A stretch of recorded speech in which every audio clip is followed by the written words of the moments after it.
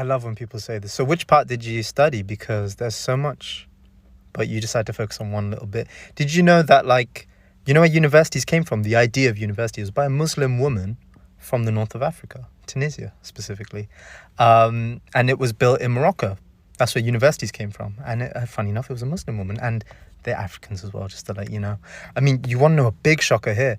A lot of your inventions aren't from the civilized world, as you said, or the Western world. They're not. The guitar comes from the Islamic world.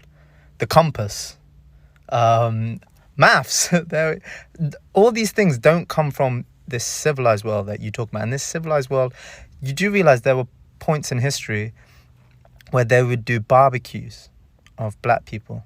Okay, there were zoos, by the way, in all across Europe, by the way, of black people in the zoos. They were held captive there. And at one point, according to your civilized world, they deemed black people as subhuman, as a plant, because apparently scientists were very, very capable of coming up to that conclusion. So this whole thing, and by the way, there's stuff I'm missing, there's stuff I'm leaving out on purpose because it's so gruesome. I can give you one example was when they would hang a black person in the park, it would be a day off for everyone in school or in the local area. They'll go to the park to watch it. They'd get a picnic, they'd get food, and and also the word picnic doesn't derive from pick-a.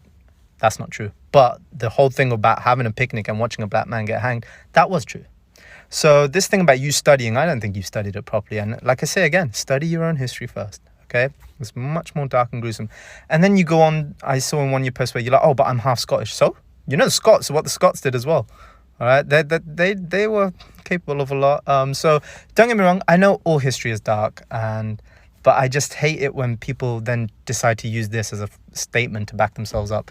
And what's the cringiest thing is that I've seen a few South Asian people and people of color making posts defending this man. And then the only people in the comment section that seem to be supporting those lot are white people. When you have a load of white people supporting you and no people of color, that you should kind of then question what line you're on. Okay, it's not us versus them, but there's no room on the fence anymore. You're either over here or you're over there. All right, and those are the words of Malcolm X.